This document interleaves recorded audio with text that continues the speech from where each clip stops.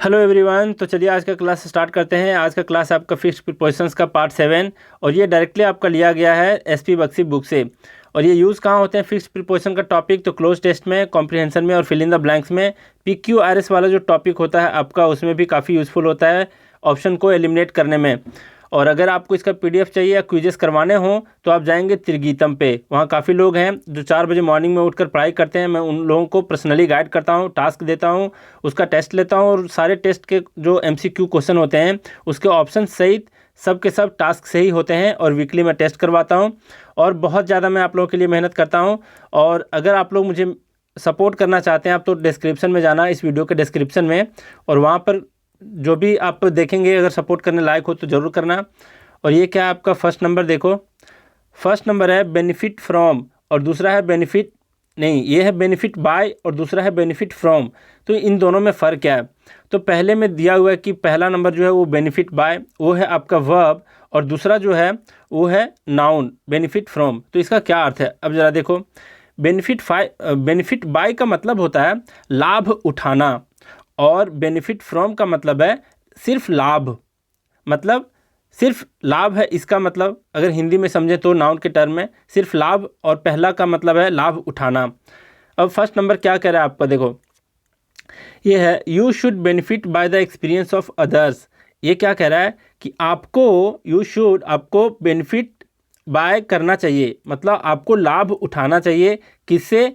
By the experience of others, दूसरों के अनुभव से आपको लाभ उठाना चाहिए। तो बेनिफिट बाय का मतलब हो गया आपका लाभ उठाना। दूसरा है बेनिफिट फ्रॉम, मतलब बताया कि सिर्फ लाभ होता है नाउन के टर्म में। इसका क्या दिया एग्जांपल, देखो ये है you should drive benefit from the experience of others. Same sentences हैं, बस बेनिफिट बाय और बेनिफिट फ्रॉम का फ़र्क है। लेकिन यहाँ पर बेनिफिट फ्रॉम से पहले दिया है ड्राइव। तो ये कहना क्या चाह रहा है? तो ये कह रहा है you should derive benefit from, मतलब आपको लाभ प्राप्त करना चाहिए। डिराइव का मतलब है प्राप्त करना, तो आपको लाभ प्राप्त करना चाहिए द एक्सपीरियंस ऑफ अदर्स, दूसरों के एक्सपीरियंस से। इन दोनों सेंटेंसेस में फ़र्क कुछ दिखा, ज़रूर दिखा होगा। यहाँ पर बेनिफिट बाय था, मतलब ये काम करने को कह रहा है, ये लाभ उठाने को कह रहा है।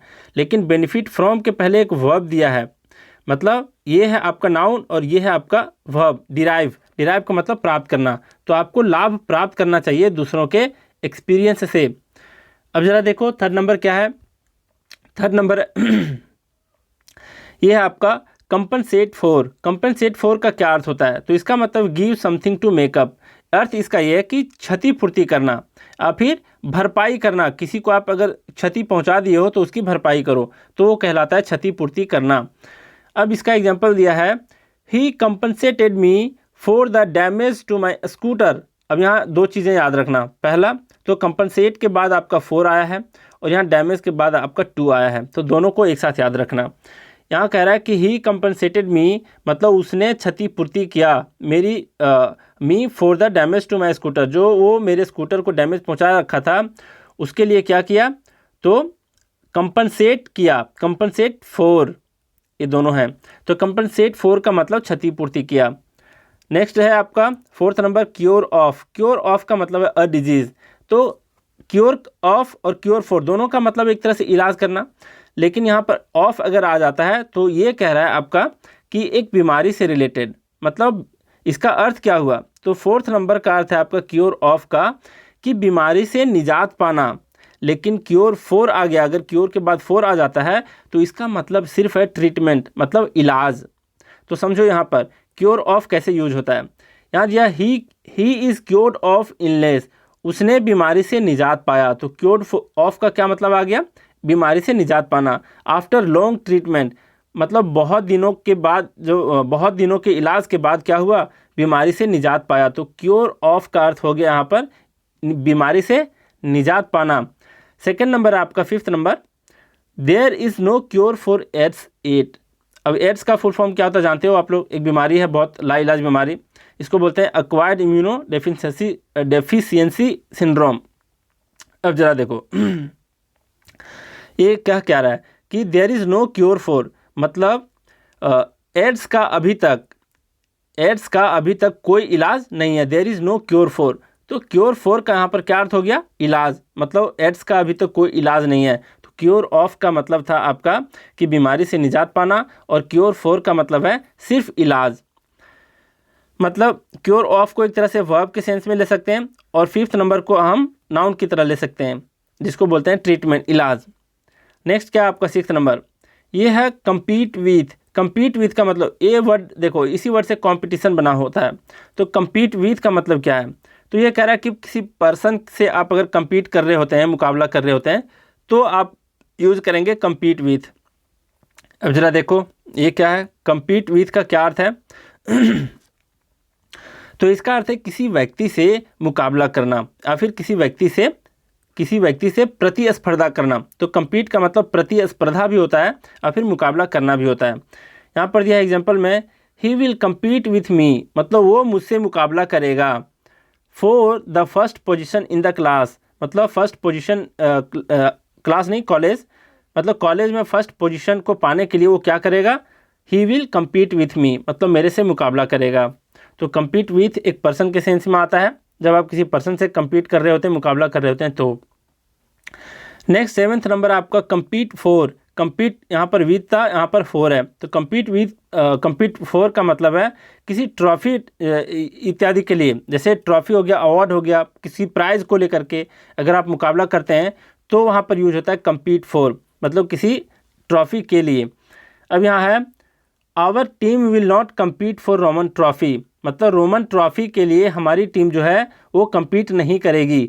compete for का मतलब यहाँ पर हो गया किसी ट्रॉफी के लिए क्या करना? तो मुकाबला करना। तो इन दोनों में फ़र्क समझ में आ गया होगा। विद लगेगा किसी पर्सन के सेंस में, फोर लगेगा कोई ट्रॉफी वगैरह, अगर उसके लिए आप अगर मुकाबला करते हैं तो।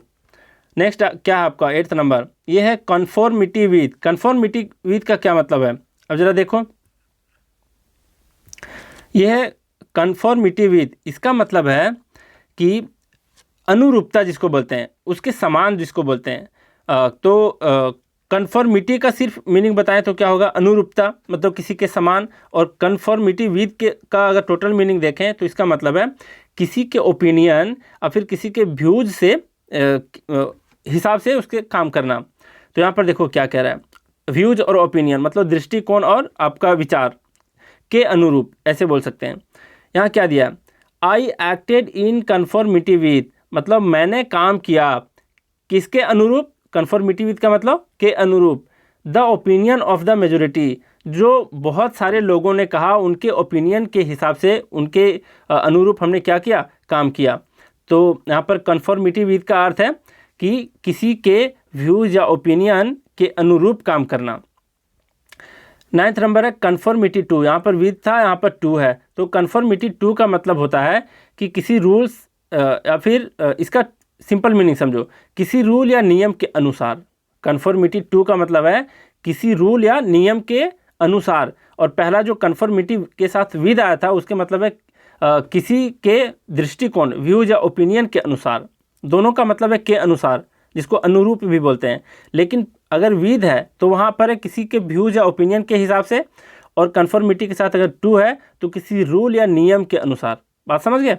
अब जरा देखो यहाँ पर है दिया, I did that in conformity to the traditions of the family, मतलब मैं उस काम को किया के अनुसार। किसके अनुसार? तो उस फैमिली के ट्रेडिशन के अनुसार। तो ये ट्रेडिशन है, प्रथा है, एक तरह का ये क्या है? रूल है आपका, एक तरह का बना बनाया रूल है। तो इसके हिसाब से मैंने काम किया। तो कन्फॉर्मिटी विद और कन्फॉर्मिटी टू दोनों का मतलब है के अनुसार, के अनुरूप। लेकिन यहाँ पर कन्फॉर्मिटी विद का मतलब है किसी का व्यूज है, ओपिनियन है वैसा, और कन्फॉर्मिटी टू का मतलब है किसी नियम कानून के हिसाब से।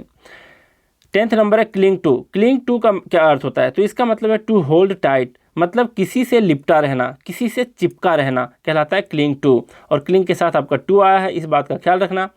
तो यहाँ पर है एग्जाम्पल में, the child was clinging to her mother, मतलब वो जो बच्चा था वो क्या कर रहा था? अपने माँ से बिल्कुल चिपका हुआ था। तो क्लिंग टू का मतलब है चिपका रहना या फिर किसी से लिपटा रहना। अब इसका रिकैप करवा देते हैं, क्या है ये है आपका बेनिफिट बाय। बेनिफिट बाय का मतलब है लाभ उठाना। बेनिफिट फ्रॉम का मतलब है सिर्फ लाभ, मतलब नाउन के लिए। फिर है कंपनसेट फॉर का मतलब है क्षतिपूर्ति करना, फिर भरपाई करना। नेक्स्ट है क्योर ऑफ का मतलब होता है बीमारी से निजात पाना। और नेक्स्ट आपका क्योर फॉर, इसका मतलब है सिर्फ इलाज। नेक्स्ट है कम्पीट विद का मतलब है किसी व्यक्ति से क्या करना, मुकाबला करना या फिर प्रतिस्पर्धा करना। नेक्स्ट है आपका कम्पीट फॉर का मतलब किसके लिए मुकाबला करना, तो कोई ट्रॉफी इत्यादि के लिए। नेक्स्ट है कन्फॉर्मिटी विद, इसका मतलब है कि किसी के अनुसार, लेकिन किसके, अगर विद आ गया तो किसके अनुसार, किसी के व्यूज या ओपिनियन के अनुसार। नेक्स्ट है कन्फॉर्मिटी के बाद अगर टू आ जाता है तो किसी नियम कानून के अनुसार। नेक्स्ट है क्लिंग के बाद अगर टू आया तो इसका मतलब है किसी से चिपका रहना, किसी से लिपटा रहना। तो चलिए हम लोग बहुत कुछ देख लिए, आज का क्लास यहीं रैप अप करते हैं। Thank you very much.